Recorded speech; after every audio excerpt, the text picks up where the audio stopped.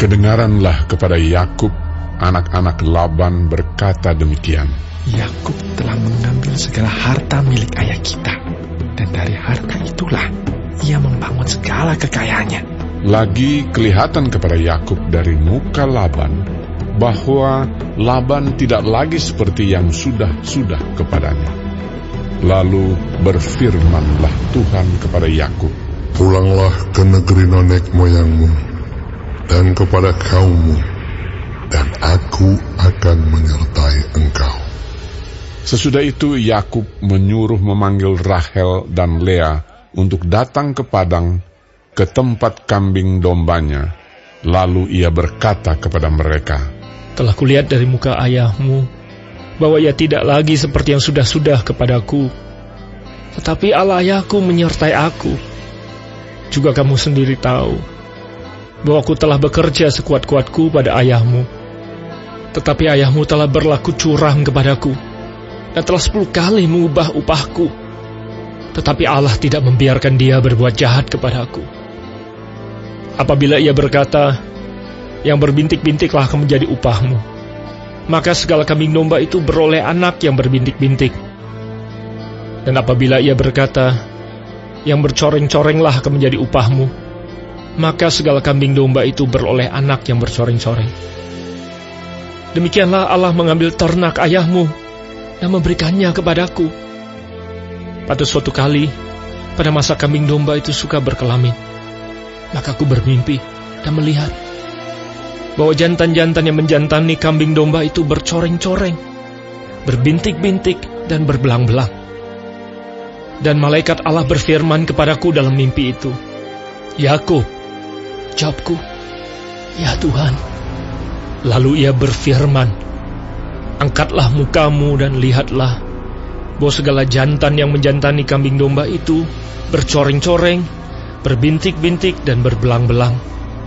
Sebab telah kulihat semua yang dilakukan oleh Laban itu kepadamu. Akulah Allah yang di Betel itu, di mana engkau mengurapi tugu dan di mana engkau bernasar kepadaku. Maka sekarang bersiaplah engkau, pergilah dari negeri ini dan pulanglah ke negeri sanak saudaramu. Lalu Rahel dan Lea menjawab Yakub, katanya, bukankah tidak ada lagi bagian atau warisan kami dalam rumah ayah kami? Bukankah kami ini dianggapnya sebagai orang asing karena ia telah menjual kami? Juga bagian kami telah dihabiskannya sama sekali.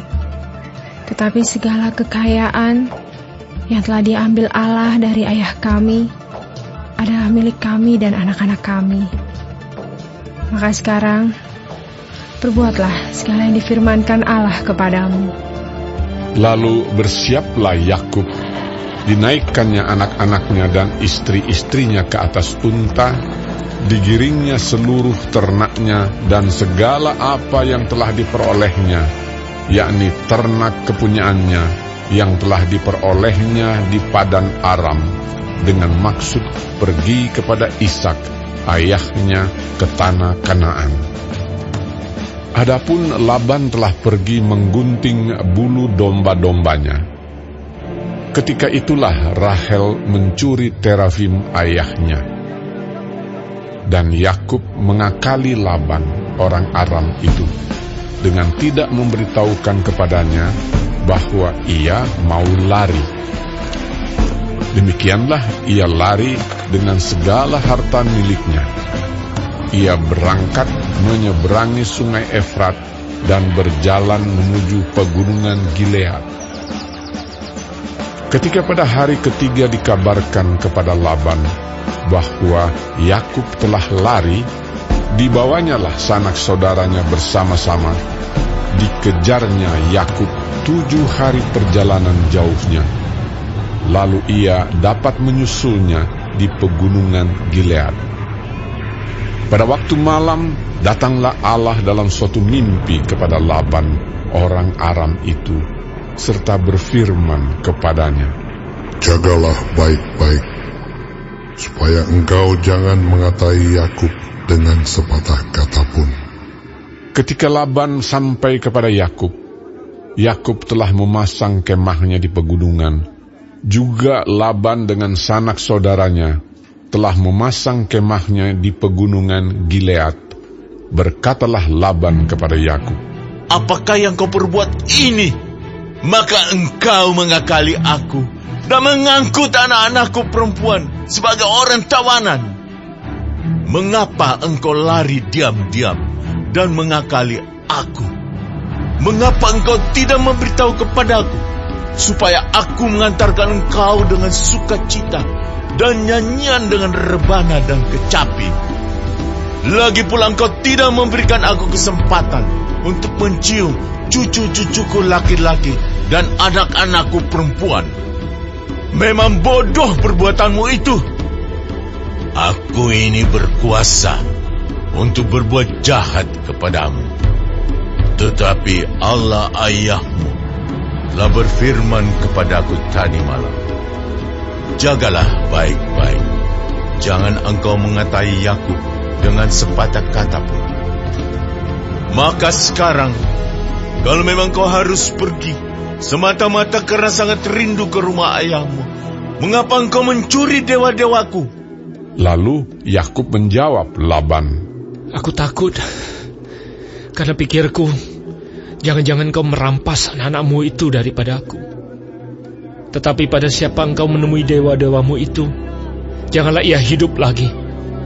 Periksalah di depan saudara-saudara kita segala barang yang ada padaku, dan ambillah barangmu.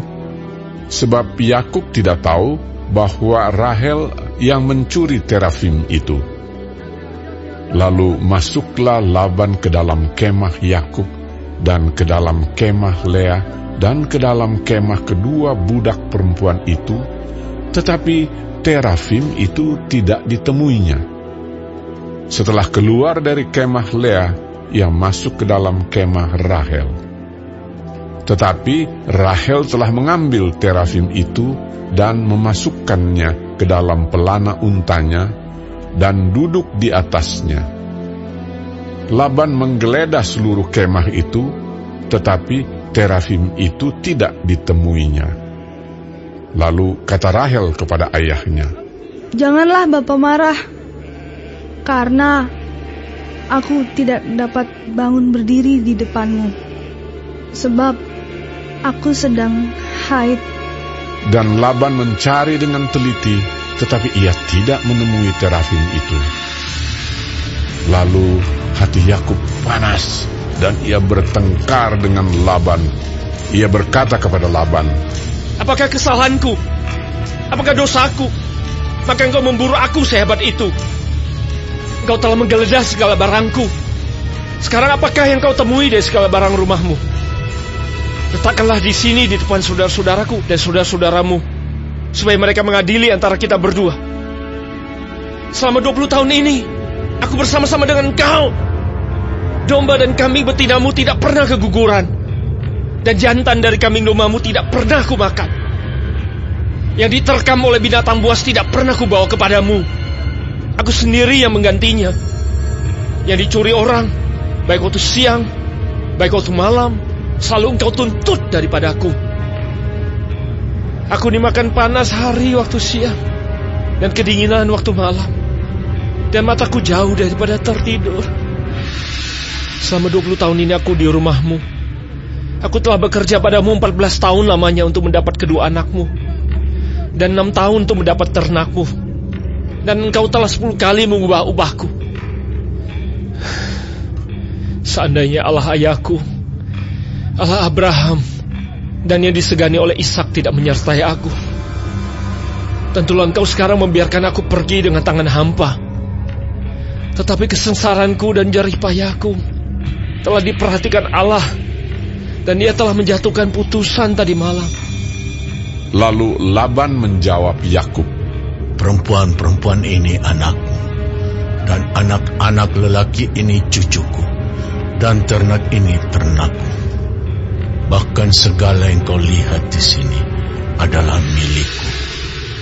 Jadi apakah yang dapat kuperbuat sekarang kepada anak-anakku ini, atau kepada anak-anak yang dilahirkan mereka? Maka sekarang marilah kita mengikat perjanjian, aku dan engkau, supaya itu menjadi kesaksian antara aku dan engkau.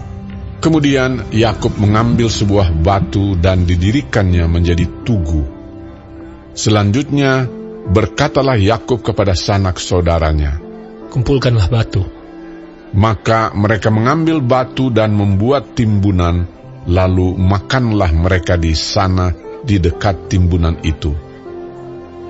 Laban menamai timbunan batu itu Yegar Sahaduta, tetapi Yakub menamainya Galet. Lalu kata Laban, Timbunan batu inilah pada hari ini menjadi kesaksian antara aku dan engkau. itulah sebabnya timbunan itu dinamainya Galet dan juga Mispa, sebab katanya, Tuhan kiranya berjaga-jaga antara aku dan engkau apabila kita berjauhan. Jika engkau mengaibkan anak-anakku, dan jika engkau mengambil istri lain di samping anak-anakku itu, ingatlah, walaupun tidak ada orang dekat kita, Allah juga yang menjadi saksi antara aku dan engkau. Selanjutnya kata Laban kepada Yakub, Inilah timbunan batu, dan inilah tugu yang kudirikan antara aku dan engkau. Timbunan batu dan tugu inilah menjadi kesaksian bahwa aku tidak akan melewati timbunan batu ini mendapatkan engkau, dan bahwa engkau pun tidak akan melewati timbunan batu dan tugu ini mendapatkan aku dengan berniat jahat. Allah Abraham dan Allah Nahor, Allah ayah mereka, kiranya menjadi hakim antara kita. Lalu Yakub bersumpah demi yang disegani oleh Ishak, ayahnya.